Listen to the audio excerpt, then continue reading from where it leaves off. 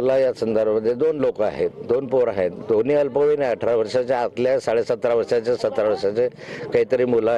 मुली गेल्या, परंतु जर अशा घटना वारंवार पुढे घडत गेल्या तर मग जायचं कोणाकडे?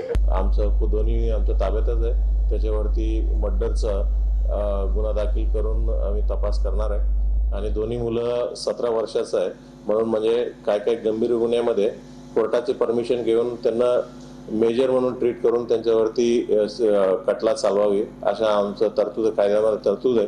म्हणून म्हणजे आम्ही कोर्टानं रिक्वेस्ट करणार आहे हे दोन्ही लोकांना मेजर म्हणून ट्रीट करून त्याच्यावरती खटला चालवावी आणि त्यांना शिक्षा द्यावी असं आम्ही कोर्टानं रिक्वेस्ट करणार आहे. आम्ही त्या मुलींचे फॅमिली मेंबर आहे, तर आम्ही त्या मुलींना फास्ट ट्रॅक कोर्टामध्ये न्याय मिळवून द्यावा हीच आमची इच्छा आहे.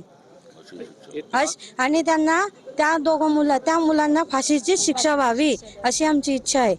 किती जण आहेत यामध्ये सहभागी असं वाटतं? हा, मला असं वाटतंय तिच्यामध्ये दोन किंवा तीन, 2 किंवा 4 पेक्षा जास्त असू शकता.